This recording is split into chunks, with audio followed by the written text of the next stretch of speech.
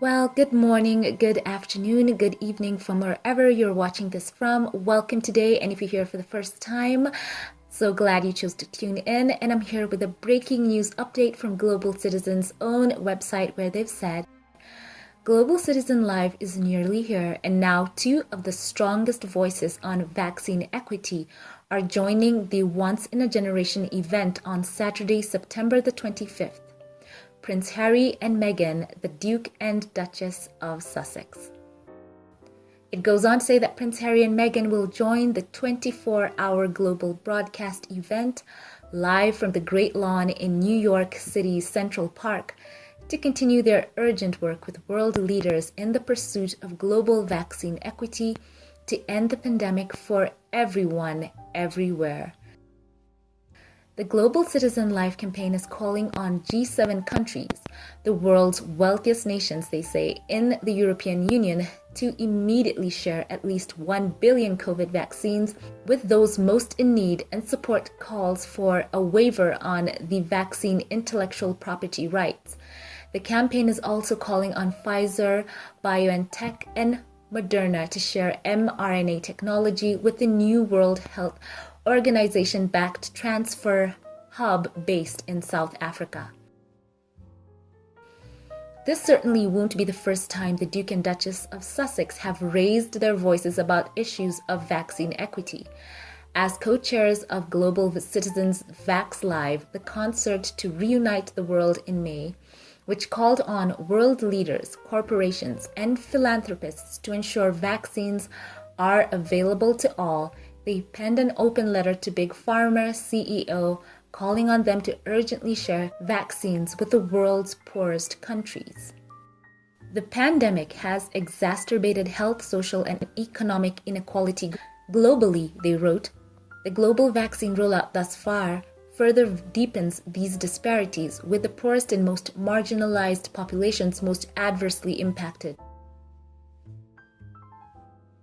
And to celebrate their son's Archie's second birthday, they led a global fundraising effort to support Gavi, the Vaccine Alliance, which is co-leading the COVID-19 Vaccine Global Access, COVAX, facility to get vaccines to people in low-income countries who need them most. The initiative thanks in part to donations matched by MasterCard Impact Fund, Sea Dream Family Foundation, and a public charity, ultimately mobilized $3.5 million. The virus does not respect borders, and access to the vaccine cannot be determined by geography, Prince Harry said on the Vax Live stage. It must be accepted as a basic right for all, and that is our starting point. So there's the press release, and I'm so excited about this. So according to my understanding of this, and I think a few other people understand by this press release, that Prince Harry and Meghan will be actually there in New York and perhaps not beamed in from some live stream from, Montecito. I think that they're actually going to fly out to New York to take part in the event, because I think an event like that, that's 24 hours, it has a lot of moving parts, and they would like to have the stream or whatever they're going to do be consistent in quality and sound, and perhaps not giving leeway for anything to go wrong. When it's 24 hours and it's live, I think some of you who know this, who may have had any part in productions that are live, you need a lot of things to work simultaneously and work really well. So I think it's better for them to fly out, but let's see. So guys, this is what is all the heart of Prince Harry and Meghan. They're all about, trying to make the world a better place. So guys, let me know in the comment section, do you think Pfizer, Moderna, and BioNTech will share their mRNA technology? Do you think that they will do this concerning the vaccine in the goal towards global equity with the vaccines? And let me know your thoughts about all of this below in the comment section. It is an important conversation to have, and let me know what you think, whether you think these companies as well as the governments that they're calling on, what do you think their responses will be to these requests? Do you think that the economic factor may weigh in? Let me know what you think about that in the comment section. I think at the end of the day, the pressure should be on the drug companies to let people have the intellectual property. That is my thought. I think that if people truly want this pandemic to get behind them, that they should really be hand in hand and work together to having a more broad-based understanding of what it would take for every nation to have access to the technology that is needed by, healthcare providers and those similar companies that can develop vaccines, to have all that they need to put in place systems that will help the poorer nations who, as per what I have read in another article, that it's possibly like 1% of the population in poorer countries have been vaccinated. So I think this is a great conversation to have. And I truly believe that there should be political will as well as economic will in order for people to have more access to the vaccines as well as the intellectual property behind them. And also, let there be a freedom of information. Let people be able to talk and discuss about these vaccines.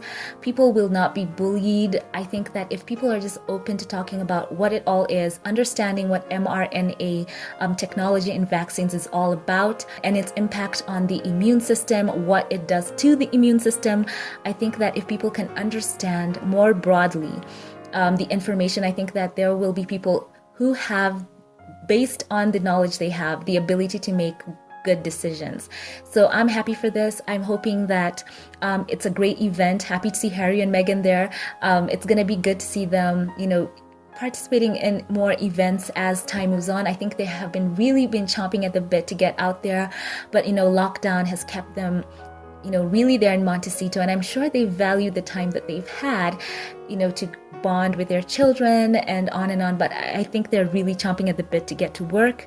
And, Prince Harry, an action man, Meghan with her background in acting, if you know anything about actors, they have call hours that are just amazing. They can be up by 3 a.m. and work throughout the day. So I know that they are hardworking people, and I hope that this event goes really well. So I'm excited to see this. Let me know your thoughts in the comment section below. And before we log off, thank you to those who support this channel. Thank you to my Patreon, PayPal, and membership supporters for this channel. I want to give a special shout out to two of you right now. Thank you to Magdalene JNO Baptiste, who supports me through YouTube membership, and for my Patreon supporter, I want to say thank you to Noreen Bengali. Thank you for your support for this channel. Merci beaucoup. I love you with all my heart, and I'm so glad that you've chosen to come along with me on this journey. You are truly special to my heart. Magdalene and Noreen, thank you so much. Once again, thank you to all who support this channel financially, and for those of you who like to check me out on Patreon, PayPal, and membership here on YouTube, and consider joining and supporting the channel. Thank you all for watching. Once again, leave your thoughts about all this, share your hype in the comment section below. The Duke and Duchess of Sussex will be in New York. Looking forward to that. Thank you for watching, and I will catch you in the next one. Have a blessed one.